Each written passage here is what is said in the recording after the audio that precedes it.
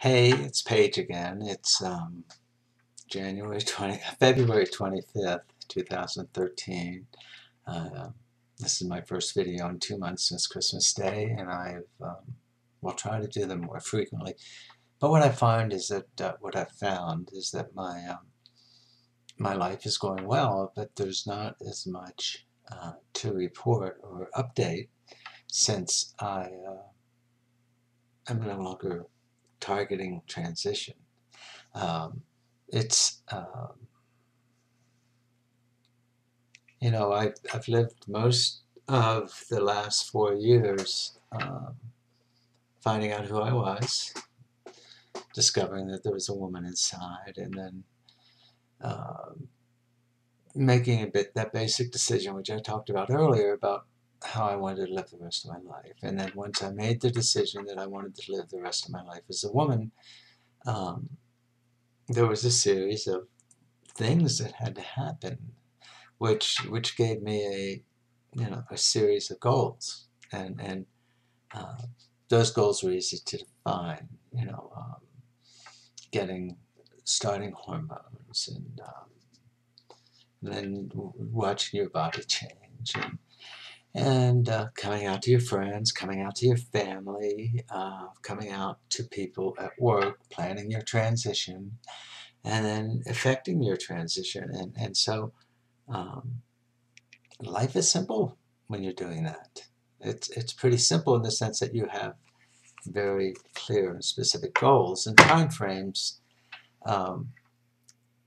And my transition is complete. I live every day as a woman.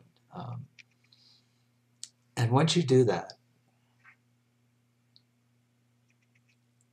the goals they're still goals, surgeries and stuff like that.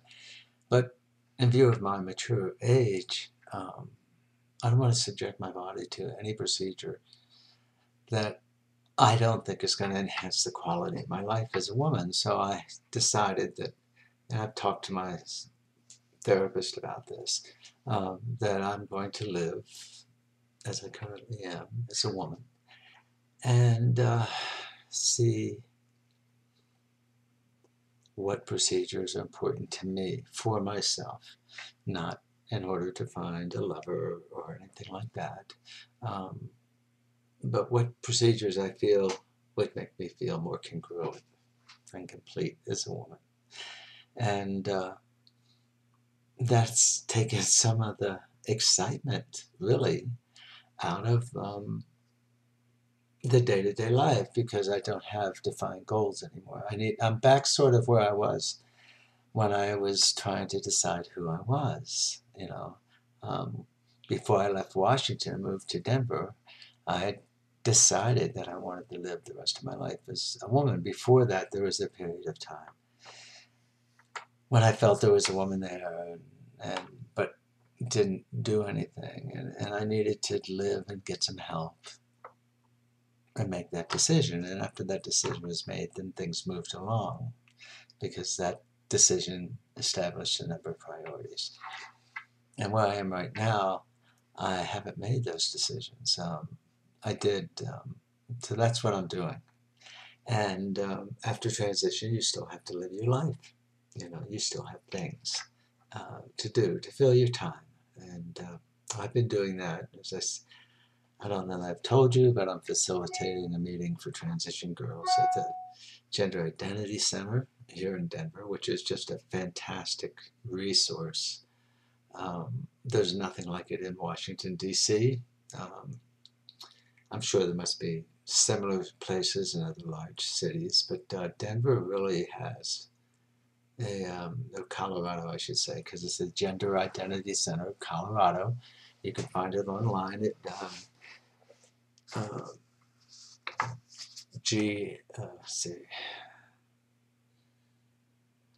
I think it's GICCOLO.org. I think that's what it is.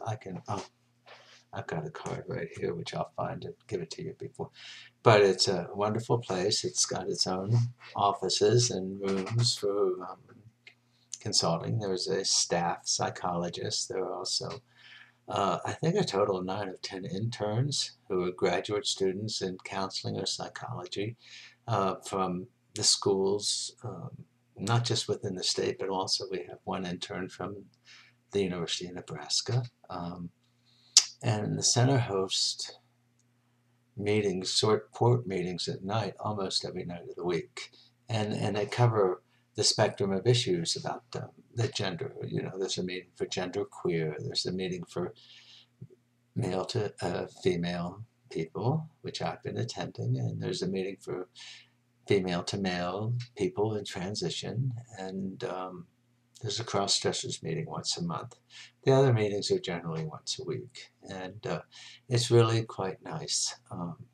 There's a lot of help and support there, and the GIC also has a conference every year, which is called Gold Rush. It was just this past weekend, and I went, and I had a good time. It was fun to see so many girls I don't see regularly, and it was fun for those girls, especially those who don't get out often, to spend an entire weekend with similar people and be able to go out in Denver socially. We also have lots of the doctors come, and there's chances for consultations, and there are a lot of workshops that deal with using humor in transition and things of that nature.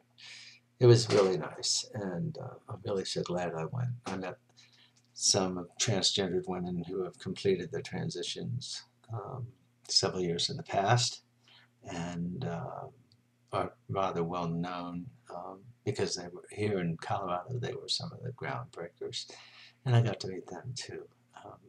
So that's neat. On a personal side, the only thing that's really been of any significance is my son visited me at the end of January, and of course I've been living full-time as a woman, and that's how he saw me. I greeted him at the airport as a woman, and I didn't do with him as I did with my daughter. With my daughter, we socialized with several of my friends, girls like myself, and I thought it just might be too much for my son Isaac. So we went out to dinner and to lunch and about shopping and things like that. And I took him to my fellowship meeting on Saturday morning.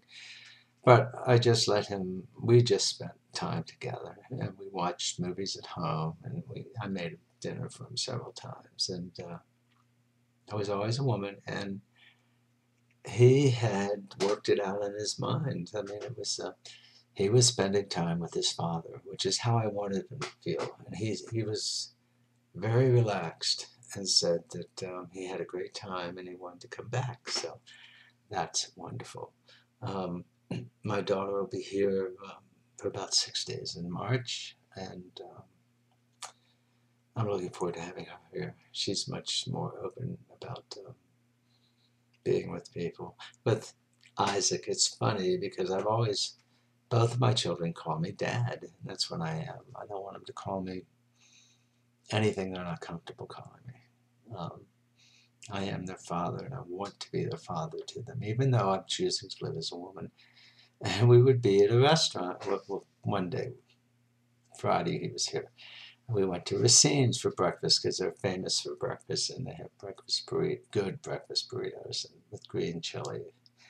And we're there, and the waitress comes up, and Isaac looks at me and says, "Go ahead, Dad."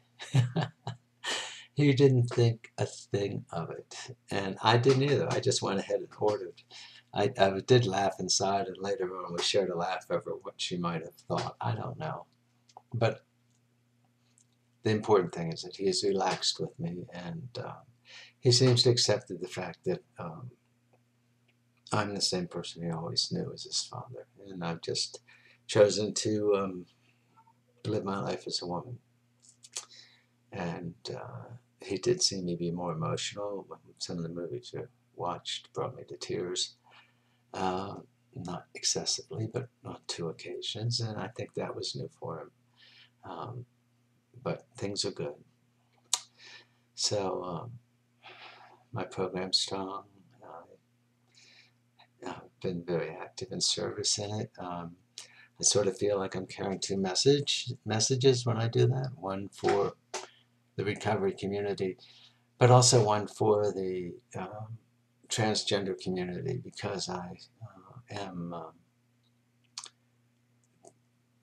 we're saying more or less, look at me, I'm a normal person. I just happen to be transgendered. And there's nothing to be afraid of. So, anyway, I'll try and make videos sooner. I probably won't make another video until my daughter's visit is concluded. I hope to have some of my friends from Washington, D.C. visit me. One may visit me in late March, early April, and another one in July. And I'm looking forward to that. I want to show them what a nice place that Denver is for girls like us.